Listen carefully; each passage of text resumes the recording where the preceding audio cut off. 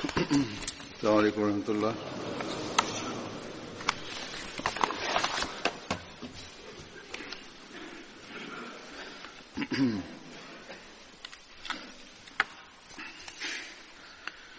أشهد أن لا إله إلا الله وحده لا شريك له وأشهد أن محمدا عبده ورسوله أما بعد فأعوذ بالله من الشيطان الرجيم بسم الله الرحمن الرحيم الحمد لله رب العالمين الرحمن الرحيم مالك يوم الدين إياك نعبد وإياك نستعين اهدنا الصراط المستقيم صراط الذين أنعمت عليهم غير المغضوب عليهم ولا الضالين.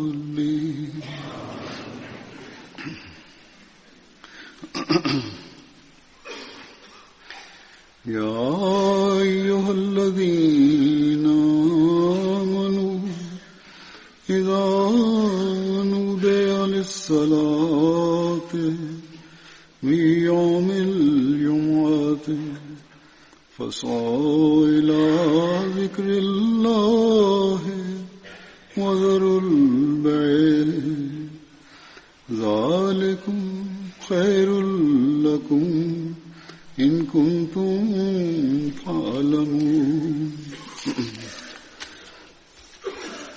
وإذا قضيت الصلاة فانتشروا في الأرض وابتغوا من فضل الله واذكروا الله كثيرا لعلكم تفلحون.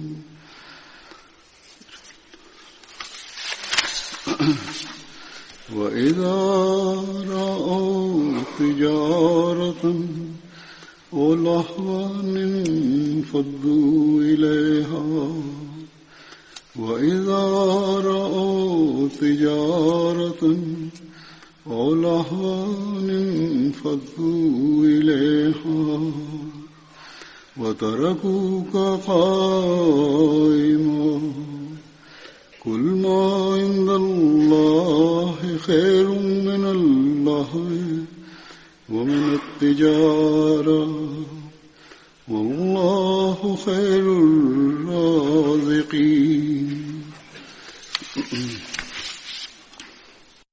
Bismillahirrahmanirrahim. Prijevod ovih ajeta je sljedeći: ovi koji vjerujete, kad se pozove na namaz u petak u jedan dio dana, pođite žurno da spominjete Allaha i ostavite trgovinu. To je bolje za vas da znate. A kad se namaz završi, onda se raširite po zemlji i tražite nešto od Allahove blagodati i mnogo spominjite Allaha da biste uspjeli. No kad oni budu vidjeli neku trgovinu ili zabavu, potrčat će prema tome i ostavit će tebe samog da stojiš. Ti reci ono što je kod Allaha puno je bolje od zabavi i trgovine i Allah najbolje opskrbljuje. Danas je zadnja džuma u ovom Ramazanu, inače ljudi su vrlo pažljivi prema ovoj džumi i trude se više da dođu na ovu džumu od ostalih. Sad generalno ovdje, Hazur kaže, škola je na raspustu i kao rezultat toga vidim da ima više prisutnih Na zadnjoj džumi u Ramazanu broj prisutnih se poveća, a sad je još viši broj zbog raspusta u školi. Hazur kaže, ovo su bili ajeti iz zadnjeg ruku u suri Džuma, sura broj 62. U njoj uzvišeni Allah nam je vrlo jasno objasnio važnost džume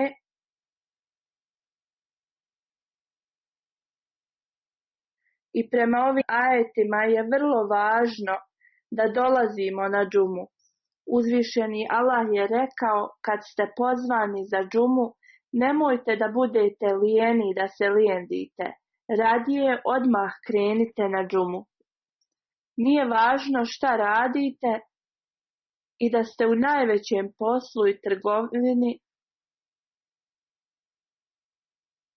Za trgovca ili osobu koja ima svoj biznis, preduzeće, možda će to donijeti velike gubitke u zaradi, ali kao rezultat Allah kaže da ne mare za tim. Iako ćete izgubiti milione, ne brinite se za to. Dođite na džumu, jer dolazak u džamiju radi džume je za vas dosta bolji od bilo čega. Stotinama hiljada i milionima hiljada puta džuma je bolja za vas od bilo čega drugog. Kako god, ovo osoba može da razumi jedino ako shvati važnost džume. Uzvišeni Allah kaže, onaj ko iskreno shvati važnosti džume, onda ovo svjetske stvari postaju za njega na drugom mjestu. Allah također kaže, poslije džume vi ste slobodni, raširite se u zemlji i vratite se svojim poslovima i obavezama. Allah će onda da blagoslovi vaše ovo svjetske stvari. Ali nemojte da samo vaše obožavanje bude petkom. Činjenica je da uvijek trebate da ostanete i spominjete Allaha, da činite zikr. Kad ovo budete radili, bit ćete uspješni. Dobit ćete duhovni i materijalni uspjeh. Oni koji se sjećaju uzvišenog Allaha, oni su svjesni da poslije džume dolazi i kindija namaz, pa onda akšam i jacija. Ovo su naši farzovi, to jeste obaveze koje moramo da ispunimo. Nije važno čime se bavite, sve ste postigli kao blagoslov uzvišenog Allaha. Vaš uspjeh ovisi o vašem zikiru, to je spominjanju Allaha, i vašim namazima, to je obožavanju Allaha. Oni su vrlo povezani sa vašim ovosvjetskim uspjehom. Da ispunite dužnosti prema uzvišenom Allahu. Ovo nije samo naš fokus u toku Ramazana ili u toku petka. Naša dužnost i naše dužnosti su uvijek da ovo radimo. Obećani Isa alejhi selam je spomenuo da džuma je kao Bajram. I ovaj Bajram je važniji od ostalih Bajrama. Kako to da je važniji? Obećani Mesija alejhi selam objašnjava ovaj Bajram. Imamo suru Džumu, to specifično nam je naređeno u njoj da obavljamo džumu. Onda obećani Mesija alejhi selam govori opširnije u vezi džume i spominje Hazreti Omera radijallahu anhu i nekog Jevreja, kad je ajet objavljen da danas sam vam usavršio vašu religiju. Znači, kad je ovaj ajet bio objavljen, jedan od Jevreja je rekao, trebali ste da slavite Bajram na ovaj dan, na dan kad je taj ajet bio objavljen, i rekao da je ovo bilo nama objavljeno, mi bi imali Bajram na taj dan. Hazreti Omer radijallahu anhu je odgovorio, džuma je Bajram za nas, a ovaj ajet je objavljen u petak. Obećani Mesija alejhi selam kaže kako god mnogi ljudi su totalno nesvjesni u vezi ovog Bajrama i važnosti ovog dana. Ovo je Bajram koji je uzvišeni Allah nam naredio da radimo svakog petka. I ovo nam daje radosne vijesti da je uzvišeni Allah usavršio našu religiju ovaj dan.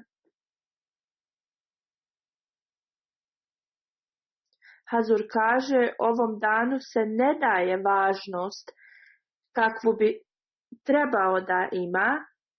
Nasuprotno, ljudi misle da trebaju da posvete najveću pažnju zadnjem petku u Ramazanu i kao da će to da nadoknadi za sve druge džume u toku godine. U realnosti ljudi ne daju pažnju ovome i oni se bave više ovosvjetskim stvarima i poslovima. Rezultat ovoga, oni propuštaju svoje džume.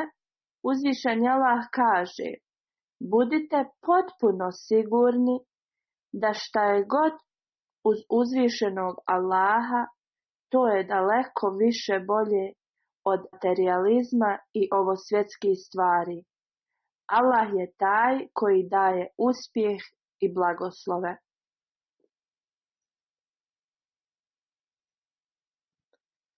Ovo je vrlo važno i nešto o čemu svaki iskreni vjernik treba da dobro razmisli. Mi koji smo prihvatili imama vremena, mi moramo da obratimo posebnu pažnju na ovo. Hazreti Halifatul Mesih I bi govorio, iskreni mu'mini, vjernici, su oni koji prihvate imama vremena. Hazur kaže, oni koji su prihvatili imama vremena, vrlo je važno da praktikuju učenje i upute koje su im date. Moraju se truditi da izvršavaju Allahova naređenja i to jedno po jedno. Ovo svjetske stvari ne trebale da budu sve i sve za njih. Radije da zarade zadovoljstvo uzvišenog Allaha, to treba da bude sve i sve za njih. Mnogi od njih totalno ovo zaborave i zanemare. Zaboravljaju da su prihvatili obećanog Mesiju alejhi selama. I zašto su ga prihvatili?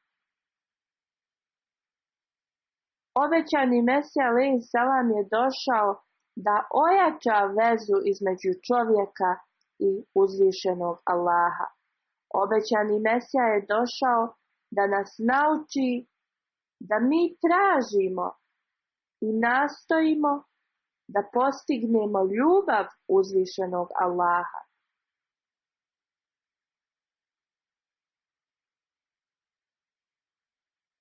Ni u kom slučaju mi ne bi trebali da počnemo da klanjamo i molimo se Allahu samo radi toga kad imamo probleme sa ovosvjetskim stvarima, pa onda se samo okrenemo Allahu u tim danima da ga molimo, da nam podari to što nemamo. Nemojte da zaboravite šta je istinsko zadovoljstvo uzvišenog Allaha. I umjesto da postignemo ovo zadovoljstvo uzvišenog Allaha, da damo prednost ovosvjetskim potrebama. Obećani Mesija alejhi selam kaže: ja govorim iskreno da Allah je ovo naredio za blagoslovljene ljude i blagoslovljeni su oni koji su me prihvatili. Oni nikada ne trebaju da pokazuju ponos u vezi toga i da misle da su oni ispunili sve što trebaju da rade i da od njih se ništa drugo ne očekuje. Naravno, on dalje govori, vi ste blagoslovljeniji od onih koji su me odbili, oni koji su me žestoko odbili i koji me vrijeđaju. Oni su ti ljudi sa kojima je uzvišeni Allah nezadovoljan i ljut na njih. Obećani Mesija alejhi selam također kaže: vi koji ste me prihvatili, mislite da ste se zaštitili od Allahove kazne.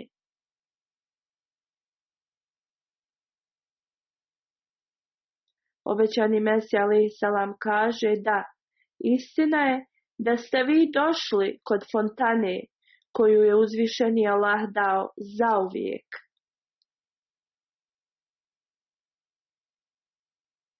Ali šta vi trebate da radite jeste da pijete iz ove fontane, to jeste tražite od Allaha da vas Allah zaštiti sa ovom vodom, da vam dozvoli da budete zadovoljni iznutra. Jer ništa se ne može desiti bez Allahove volje i odobrenja. Obećani Mesija alejhi selam dalje govori: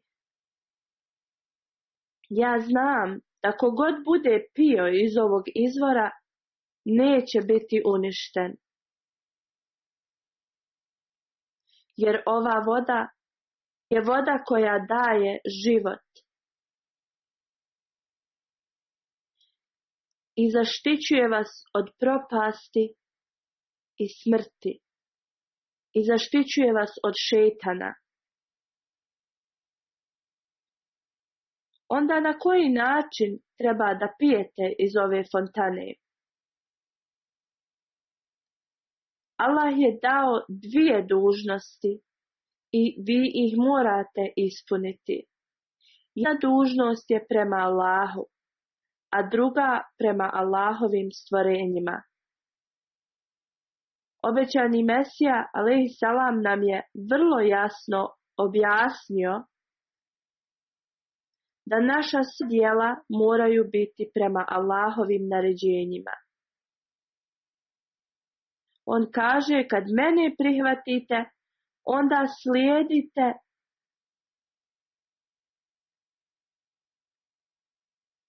da uzdignete stepen svog obožavanja i također morate da popravite svoje standarde prema svim Allahovim stvorenjima.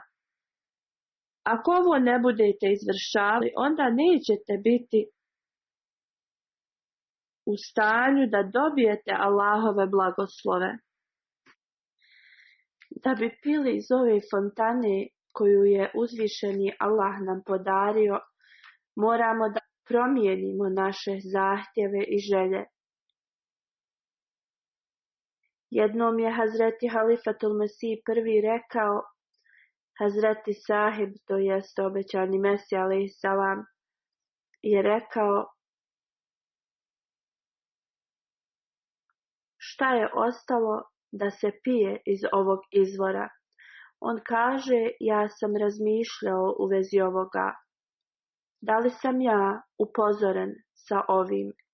Da li se obećani Mesija alejhi selam meni obratio? Hazur kaže: mi svi dobro znamo kakvo je kakav je bio status prvog halife. Obećani Mesija alejhi selam mu je davao toliko poštovanja i časti. Onda, ako prvi halifa, halifatul Mesih prvi, je bio zabrinut u vezi ovoga, zamislite koliko mi trebamo da budemo zabrinuti. Da li mi radimo na tome da mi pijemo sa ovog izvora? Da li smo mi ti koji ispunjavamo bejat, zakletvu koju smo dali?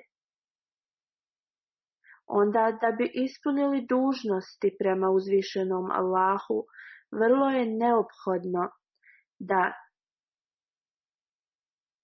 zaradimo njegovo zadovoljstvo. Moramo uvijek da budemo svjesni sljedećeg. Da li smo mi ispunili dužnosti obožavanja uzvišenog Allaha? Uzvišeni Allah je rekao, svrha našeg postojanja jeste da ga obožavamo. On kaže, vema halektul džinne vel insa illa liya'budun. A ja nisam stvorio džine i ljude, osim da mene obožavaju.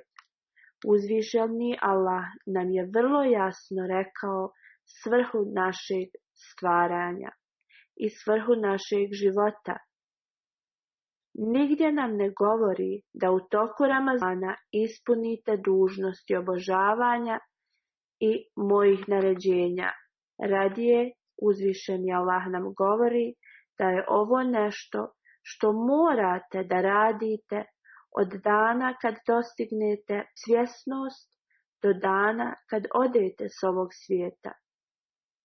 Morate ispuniti ovu dužnost.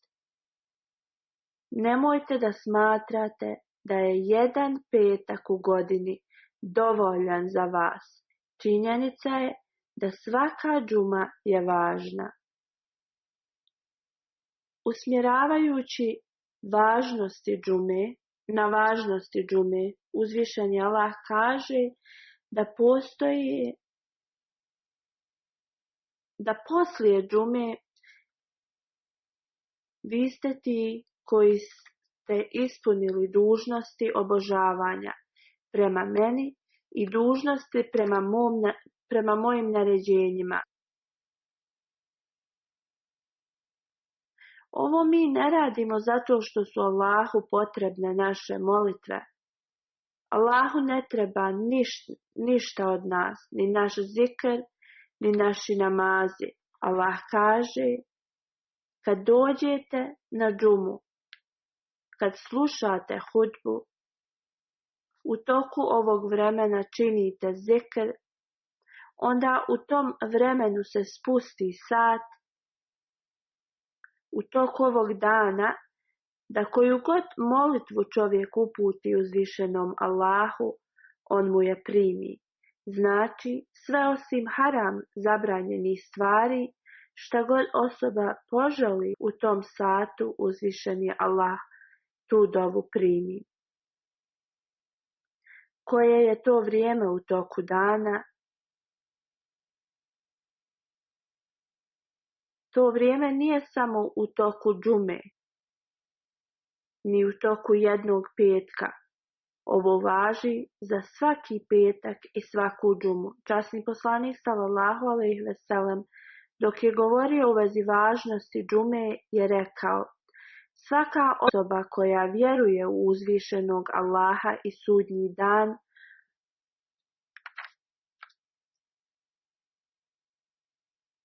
za njih je obaveza da klanjaju džumu, osim onih koji su bolesni, koji su na putu, žene, djeca i oni koji su robovi.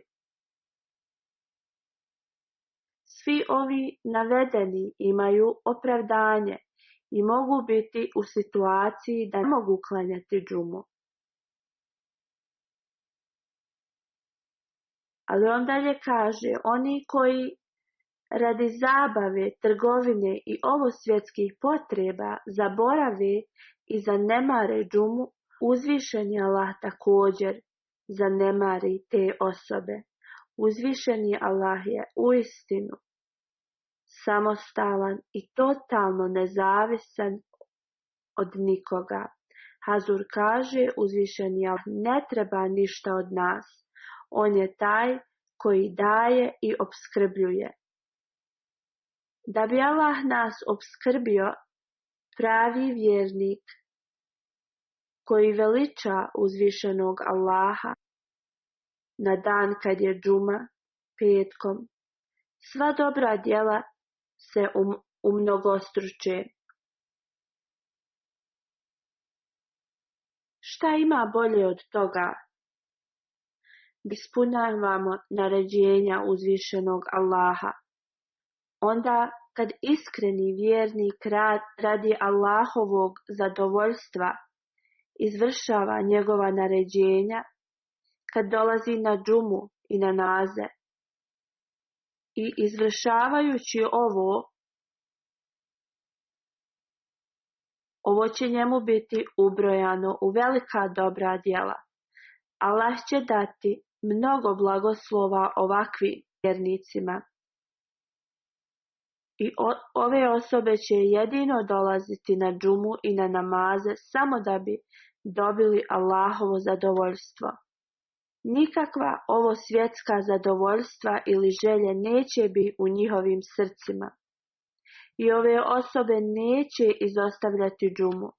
Časni poslanik sallallahu alejhi ve sellem je rekao, kogod izostavi 3 džume jednu iza druge, on će da bude smatran licemjerom. Onaj koji propusti 3 džume jednu iza druge, Allah stavi crnu mrlju na njegovo srce. Hazur kaže, ovo je nešto što moramo dobro da razmotrimo.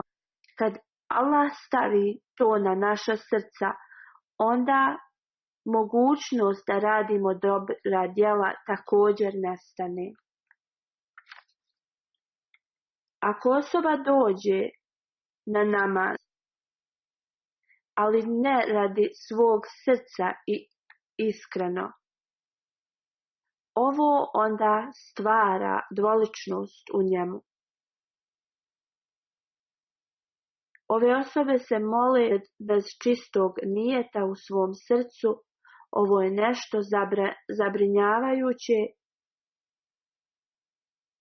i o ovome svi trebamo da razmislimo. Osoba koja izostavlja džume, ta osoba će da izostavi i priliku za džennet. Iako ta osoba radi mnoga dobra djela, ali izostavlja džumu, to će da mu uskrati njegov džennet. Mnogo puta časni poslanik sallallahu alejhi ve sellem nam je naredio da ne propuštamo džumu. I čak je upozorio one koji ne klanjaju džumu. Nigdje ne stoji da je časni poslanik sallallahu alejhi ve sellem rekao, idite i klanjajte zadnju džumu u Ramazanu. I da ćete zbog toga dobiti džennet kao nagradu. Ja sam već spomenuo ovo, da oni koji izostavljaju džume radi zabave, trgovine i slično tome, oni se ponašaju nemarno prema džumi, uzvišeni Allah ne mari za takvim osobama.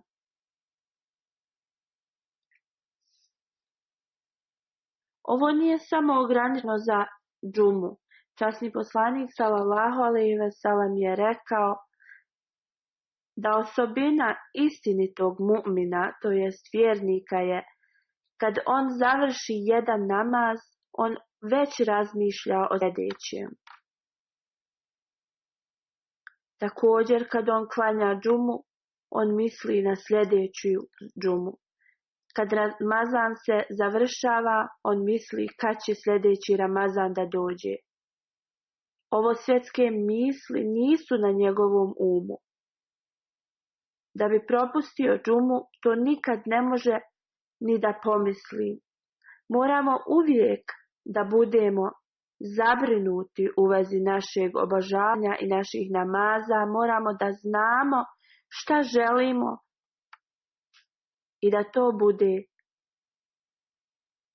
sve u ispravnim direkcijama. I vrlo je potrebno da uvijek nastojimo da radimo, da postignemo ovo. Morate da imate čisto razumijevanje u vezi ovoga.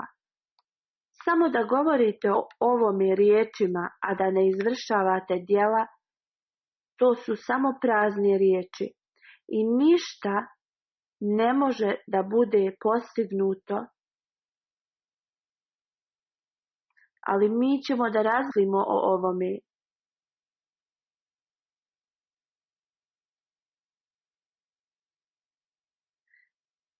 Ljudi nemaju potpuno razumijevanje u vezi ovoga. Ljudi se inače mole za ovo svjetske stvari i materijalizam.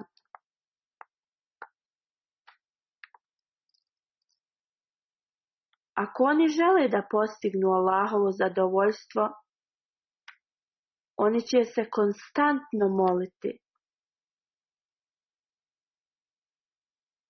Naša srca tad neće samo želiti da dođu na džumu. Radije naša srca će da budu u želji da klanjaju dnevne namaze. Kao što sam rekao, mi ne razumijemo ovo u potpunosti. Mi se više molimo za trenutne ovo svjetske potrebe, a za vječne potrebe za koje se trebamo moliti stavljamo to na drugo mjesto. Mi izostavljamo džume i dnevne namaze radi ovo svjetskih potreba i kažemo poslije ćemo tražiti oprost za naše grijehe i da će nam Allah poslije oprostiti.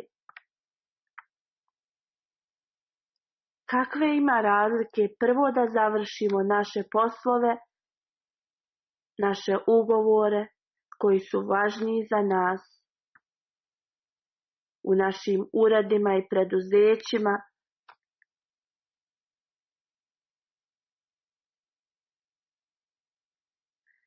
onda ovi ljudi se više trude da njihovi šefovi i njihovi šefovi budu zadovoljni i oni inače misle da njihov šef će biti nezadovoljan ako oni upitaju da odu i klanjaju svoj namaz. I da će tad njihovi šefovi da im ne pomažu i slično. Ako je ovo vaše stanje i stanje vaših srca, onda vaš prioritet je totalno drugačiji. Onda vi ste dali prednost ovom svijetu iznad vjere.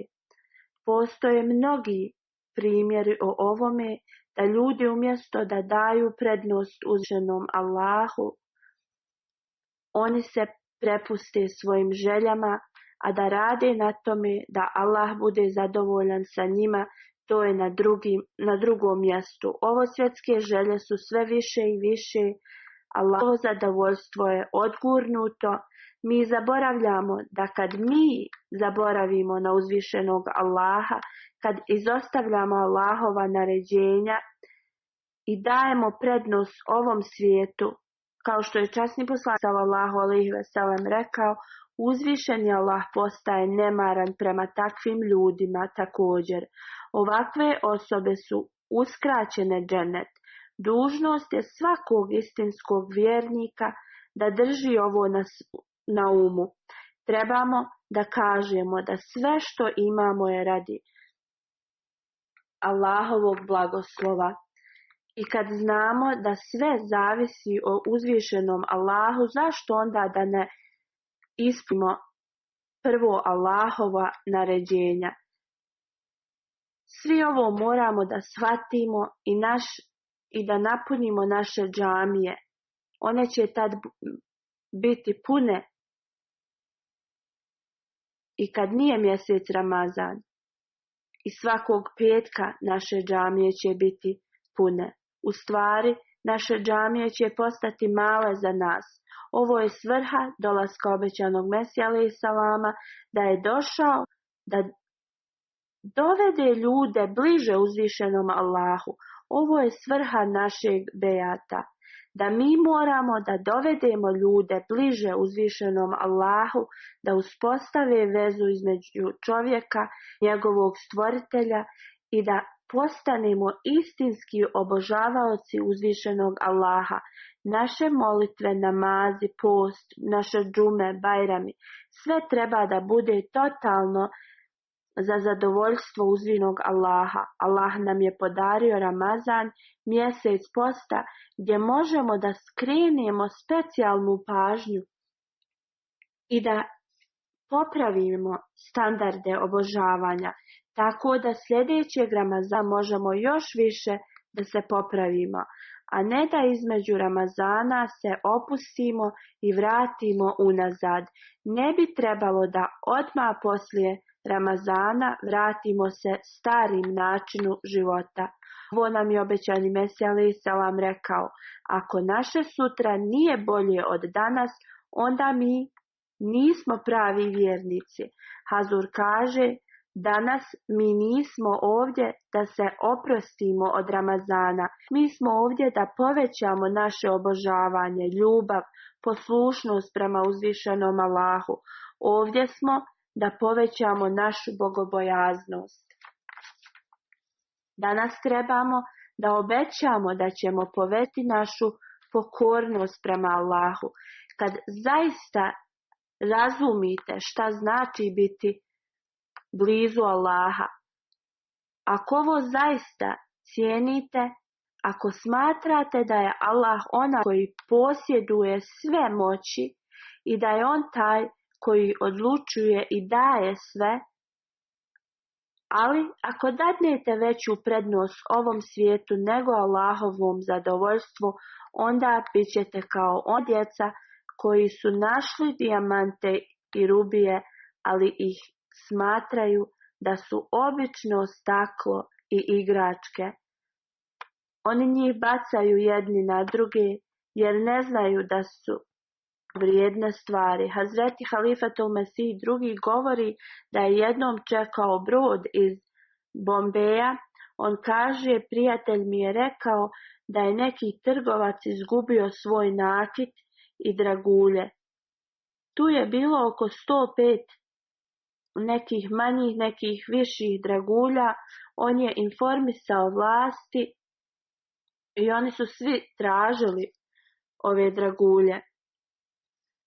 Nekoliko dana poslije osoba je donijela nekoliko ovih dragulja. Rekao je: vidio sam da se neka djeca igraju s njima. Kad su pitali dijete u vezi ovoga, on je rekao da je mislio da su ovo kao klikeri ili stvari za igranje. Kad su ga pitali gdje su ostali, on je rekao: ja sam ih podijelio djeci iz komšiluka. Ovi dragulji su bili vrijedni stotinama hiljada, ali tom djetetu bili bezvrijedni. I igrao se s njima kao sa igračkama. Hazreti Muslih Maud kaže: možda da je otac od tog djeteta našao, pokušao bi da pobjegne iz grada ili da ih proda, ali ovom djetetu oni su bili bezvrijedni. I podijelio ih je svojim drugovima. On je imao oko 105 njih i podijelio ih je sve. Zamislite da su ovo bili slatkiši, ovo djete bi ih zadržalo za sebe. Znači, značenje ovih dragulja u dječjim očima, slatkiši su bili važniji od dragulja. Za djecu dragulji i ogrlice nemaju vrijednosti. Još jednu anegdotu on spominje da jednom osoba je putovala kroz džunglu i potrošio je svu svoju hranu i bio je na izmaku svog života od gladovanja. Na putu je našao neku vreću Bio je presretan, mislio je da će naći žito ili nešto od hrane. On je otvorio i vidio je da tu nije bila hrana. Za njega dragulji koji su bili u vreći su bili bezvrijedni i bacio ih je. Za njega jedan komad hljeba je bio mnogo vrijedniji od njih. Znači, sve ima svoju vrijednost, ali prema onome koliko mi damo tome vrijednost. Nekad ljudi daju vrijednost nečemu što uopšte ne bi trebali da daju. Ignorišu stvari koje su važne, a daju pažnju nevažnim stvarima. A ovo možemo da vidimo kod ljudi u vezi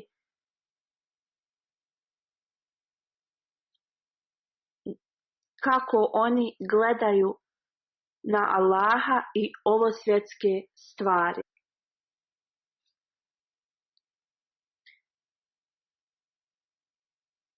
Kad se ljudi mole, inače se mole za ovo svjetske stvari i njihove ovo svjetske želje. Kao rezultat njihovog razumijevanja i nedostatka znanja, oni odbacuju vrlo važne stvari, a stvari koje nemaju vrijednosti, oni im daju veliki značaj. U vezi stvari za koje se trebamo moliti, drugi halifa nam je jasno objasnio. Hazur kaže, želim da spomenem nešto. Ljudi mene pitu za molitve. Kažu da se oni mole puno, ali da njihove dove nisu primljene. Hazur kaže, na to im ja odgovorim ajetom iz časnog Kur'ana koji sam naveo u prvoj hudbi u Ramazanu,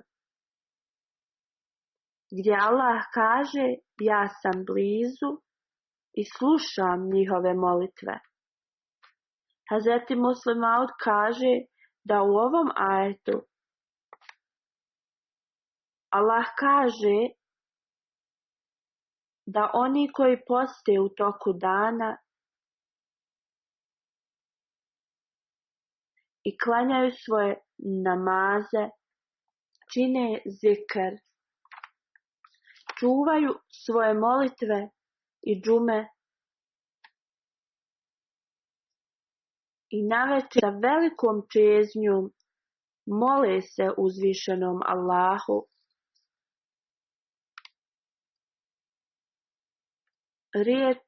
Ova riječ na arapskom znači oni koji se mole Allahu, ali ovdje zbog toga što se Ramazan spominje, to znači da oni koji žele da očiste sebe, oni ovo ne rade samo u toku Ramazana. Oni obožavaju u toku cijele godine. Ovi ljudi se ne mole za ovo svjetske stvari, radije oni mole uzvišenog Allaha za njegovu pomoć, za njegovu ljubav. Uzvišeni Allah kaže, ovi ljudi zaborave na sve i samo se mole za moju blizinu, a ja primam njihove molitve. Hazreti Muslim Maud radijallahu anhu objašnjava značenje riječi. Iz ovog ajeta uzvišeni Allah kaže, pokušajte da dobijete mene i moju blizinu. Allah kaže, kad oni pitaju u vezi mene, oni žele da budu blizu meni. Ti ljudi ne pitaju o novom poslu i ne pitaju u vezi ničega što je ovo svjetsko. Oni pitaju gdje je Allah, mi želimo da upoznamo njega. Uzvišeni Allah kaže, onaj ko želi da ima vezu sa mnom, ja zasigurno sam tu. Allah ne spominje one koji traže za opskrbu, brak i tako dalje. On ne spominje da će on zasigurno primi njihove dove.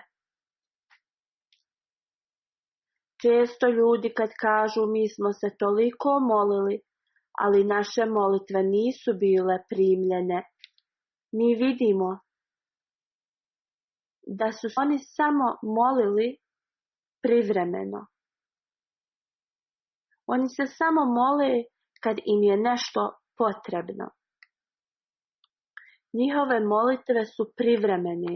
Neki kažu toliko skromno smo se molili i ponizno i plakali, Allah nije odgovorio na naše molitve. Ali mi znamo da Allah nije obećao da će da odgovori na sve njihove molitve.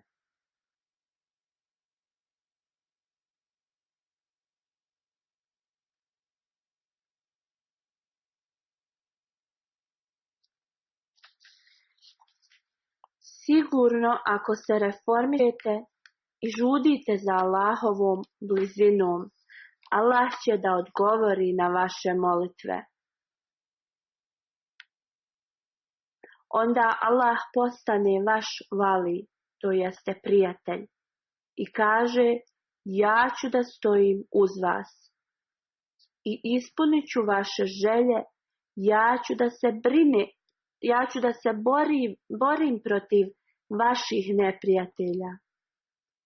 Hazreti Muslima radijallahu anhu, drugi halifa, kaže: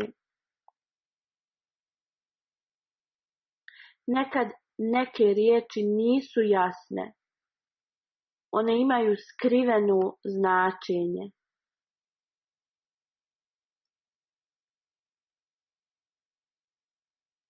Onda on govori u vezi riječi iz ovog ajeta da riječ ata ne spada na svakoga ko se moli uzvišenom Allahu. Ovo je za one koji se posebno mole Allahu. Uzvišeni Allah kaže: kad moji ljudi idu i trče prema meni i imaju veliku želju i poniznost, plaču, pitaju gdje je naš gospodar, reci im da ih ja čujem i da ne odbacujem njihove molitve.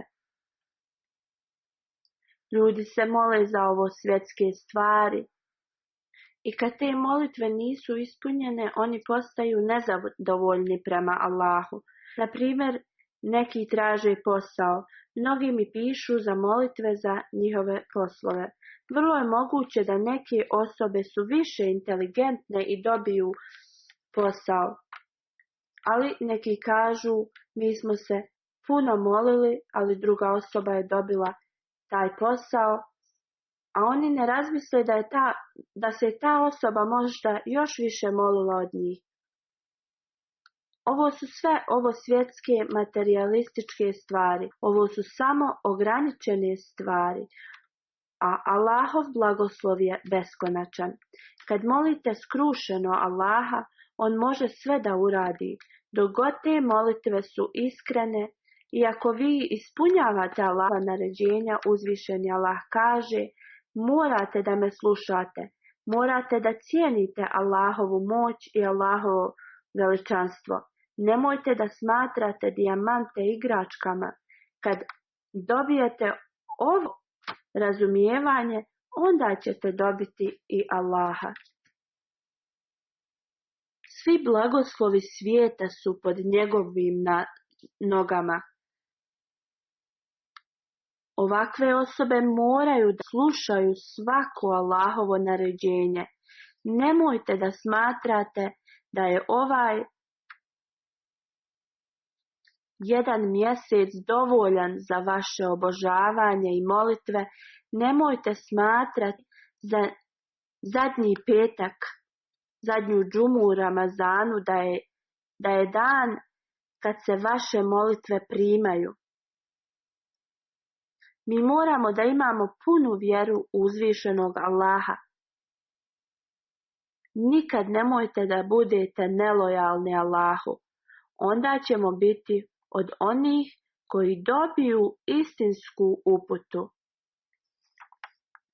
Oni čiji je prijatelj Allah i sve potrebe i želje Allah im ispunjava. Ovo je Allahovo obećanje. Mi koji smo primili obećanog Mesiju alejhi selama, naša je dužnost da podignemo standardne našeg obožavanja. Stepen koji pokušavate da dostignete ovog Ramazana, poslije Ramazana ne smijemo dozvoliti da ovaj standard opadne. Nastavite da ga povećavate i nastavite da dolazite na džume. Pratite Allahova naređenja, nastojte da budete od onih koji iskreno se mole Allahu, nastavite da se molite da postignemo vezu sa uzvišenim Allahom. Naše molitve, namazi i sve treba da bude samo radi Allahovog zadovoljstva, da uzvišeni Allah nam pomogne da postignemo ove standarde.